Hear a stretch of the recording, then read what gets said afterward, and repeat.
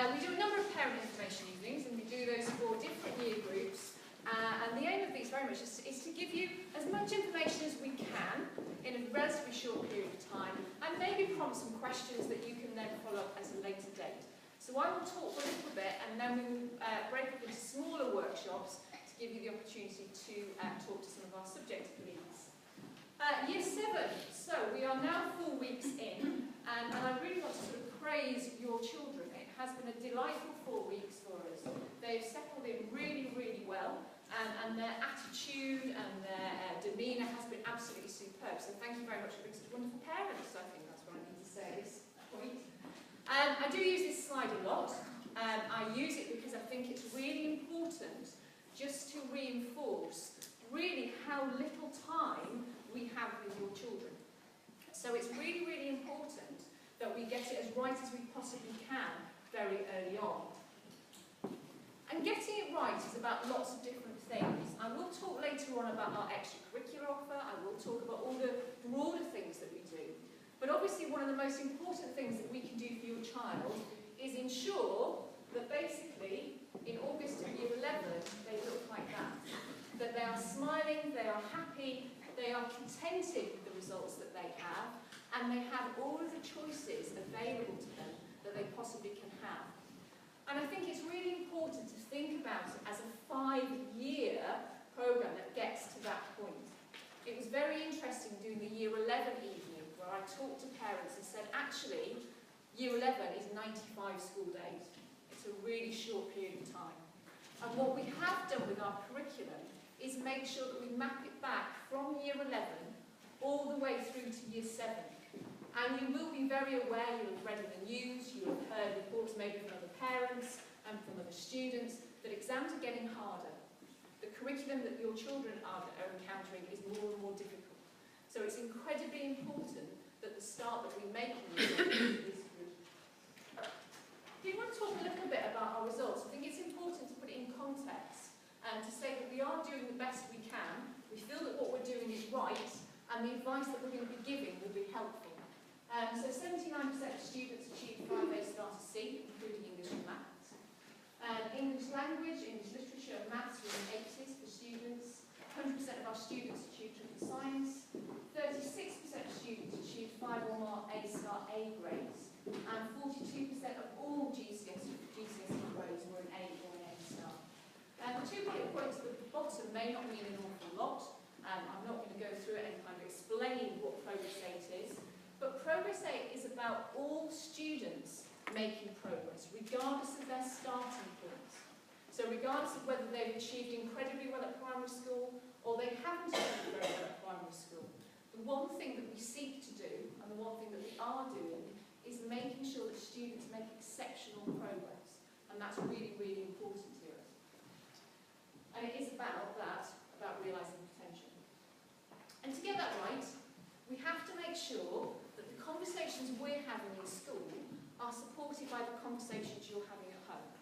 They need to be informed conversations, and they need to be genuinely interesting conversations. And what we hope, if anything this evening, it provides you with the information that you need to have a very interesting conversation over the dinner table, or when you're sitting in the car going somewhere, and you can genuinely say, actually, what is that text that you're reading in English? What is it that you're studying in geography or history?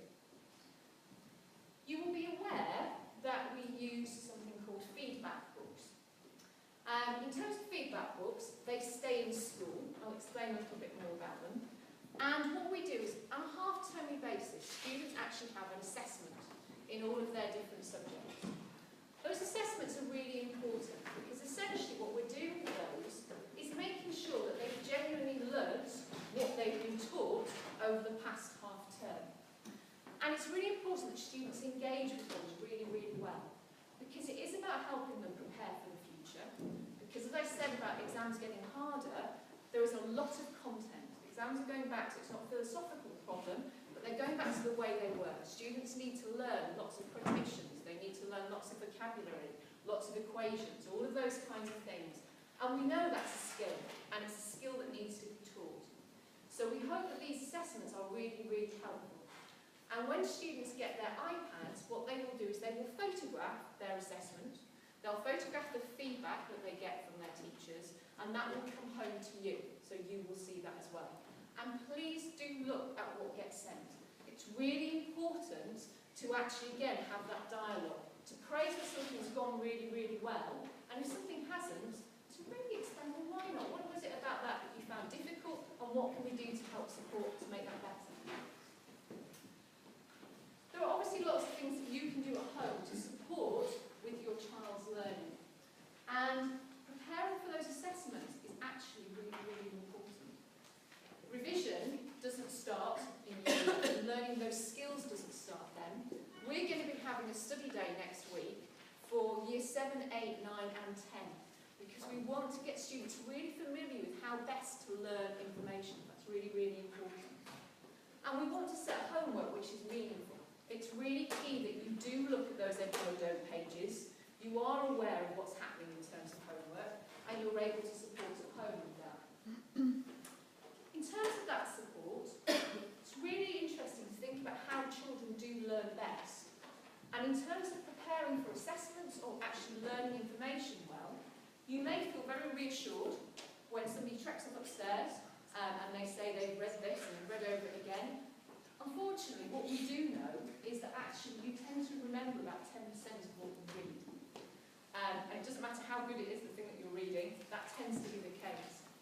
However, if you look at those final few bullet points, 70% of what we discuss with others, 80% of what we personally experience, and 95% of what we teach others. And I think those 3 bullet points as a parent are really, really interesting, because actually you can help with those. Those discussions at home are really, really important. Personal experience is interesting.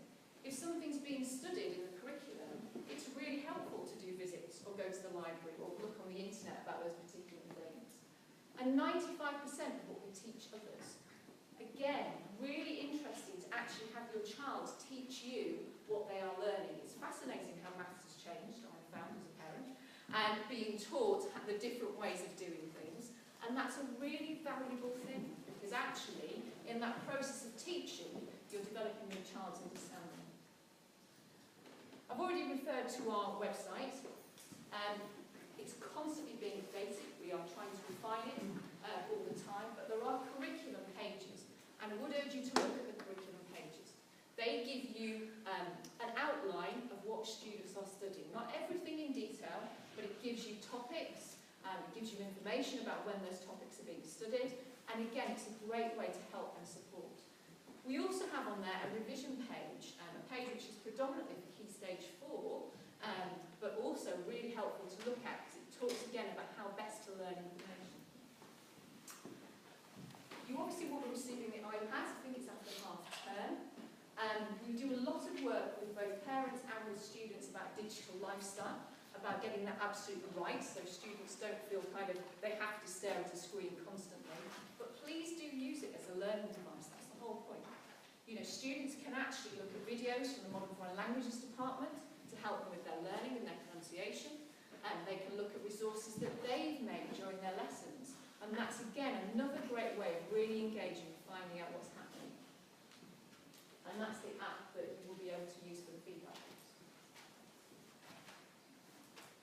In terms of our extracurricular offer, it is hard work being in school.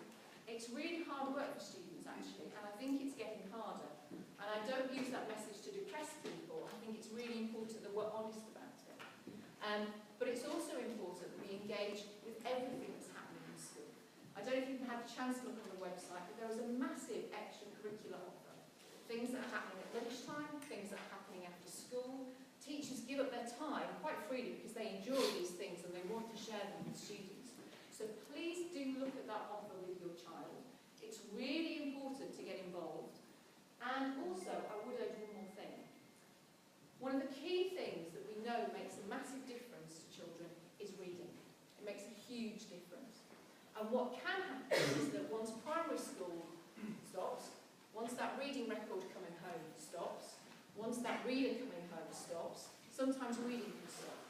And one of the huge things that we do here is really try and maintain that enthusiasm for reading. If you go into our library at lunchtime, it is absolutely packed with students reading, the really interesting things that Mrs. Ellison's doing is she's created what she's called her, this isn't just an arbitrary slide by the way, she's created her underground map. And that map is a really interesting resource to use for all of us. Essentially what students can do is place themselves on their tube line. They can say, I like to read this type of fiction, I've read this particular book, or this particular type of non-fiction, and it makes a suggestion of what you might like to read next. We think it's going to be really interesting for students. One, because it's that sense of kind of completing something and being involved in something, but it also helps with those next suggestions. I know myself as a parent, it's quite difficult sometimes. You can be overwhelmed when you walk into bookshops and kind of think, what's the right thing to buy? So we hope that will be really helpful. Finally, obviously this event is the beginning of lots of events for you as a young parent. And one of the key things that we really want to point out is there are lots of things happening. These will be on the website, so you don't need to scribble these down. But there are a few things that are really key on there. Things like the progress summary going home. So actually giving you a snapshot of where your child is at the moment. You have things on there like the study days that I've already alluded to. And also, in red, the enrichment deadline. There are lots of different trips that are available for students, and by the 10th of October, it would be really helpful to have your indications about whether your child is actually going to be participating on those trips. So if you've not had the information linked to those, please do look on the website. And I would like to say that you don't have to wait for parents' evenings. You don't have to wait for events like this. It is really important that you do talk to us or email us or phone us if there is anything that you are remotely concerned about. One of the most depressing things for me is that you might have a conversation at the end of an academic year where a parent says, actually this thing's been worrying me for ages. I really wish I'd talked about this earlier. Please do. We genuinely do want to hear from you, and we want to try and sort out anything if there is an issue. What I'm going to do now is hand over to Mr. Alfred, who's going to talk a little bit more about how we are going to give you even more information about your child. Good evening. This is me. I'll put these details up so that when it gets emailed around and when you be on the website, you have my contact details.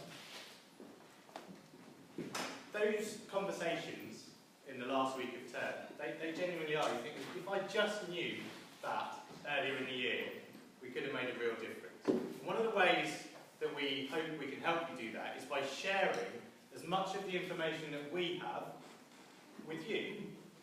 Historically, in schools, you would get a report a year, and you may have parents evening a year as your contact. But now, we're beginning to share more and more live data. So you'll be getting some information quite soon, next week, about the Chesterton reporting system. This is a system that looks at all of our systems and pulls out lots and lots of information. And it's the site that we use, that if you have a meeting with a teacher and you're looking at the back of their laptop screen, this is what they're looking at on the other side. All the information about your child's education, about the courses they're doing, about their behaviour, about the issues that you've arranged to meet that teacher about. So it's a system that's about being open. It's about us sharing with you on a live basis all the information that we have. It's not that we've ever hidden it before, it's just been quite difficult to get across on a daily basis. It's about being engaged. We will contact you if we see things that concern us, for example, dips in attendance or students moving away from their potentials. However, if there are things that concern you, it's a great way of you being able to look at the information about your child and you having that confidence to call us and say, I've seen this data, I've seen this bit of information, I'd like to talk to somebody about it. Because quite often one of the questions I get in my role is, well, I think they're doing all right in this subject, or I think they're struggling in this subject, but I don't really know because it was a term since I had a report, or I'm just going on what they're saying. So sharing this live data is really useful. It's about being informed. As you go through the next 5 years, you will have lots of opportunities to make decisions. So at the end of year 9, for example, you'll be working with your children, looking at their GCSE options. And the more informed we can be, the better decisions we will make. And it's the best place to nip issues in the bud, because if we can nip these issues in the bud early, we get more successes at the end. So it's a web-based platform, and you will have live access to this information. So there's very kind of full content about what we provide that you'll be able to see. And it is what we see, so we will send lots of guidance about how to interpret it out. Okay? It's not a kind of reduced down parent version. It is genuinely what we see. So this is an example of somebody's grades. So it's got their classes that they're in. It's got what their potential is based on their Key Stage 2 fine score and how well they're doing against that on their last assessments. We will, of course, send you information on how to interpret this, but it does contain all that information. So if you've got a child when they're in Key Stage 4, we will share with you what we think their predicted attainment 8 and progress 8 scores are. Likewise, for attendance, it's quite a useful bit of information. You can see where your child's current attendance is, what that level is, and where you stand within the thresholds of different ratings of attendance. You can see whether your child's in school or in lesson that day, or what they've got. So it's just sharing with you all the information that we have. So what do you need to do? Well, a lot to start with. You need to look out for an email that will get sent to your priority 1 contact. So when you filled in your admission form, you'll have nominated one of your contacts as priority 1. An email with part 1 of a code will go there. And then part 2, which is a letter with the second part of the login code and some instructions will come round. And then log in and have a look round.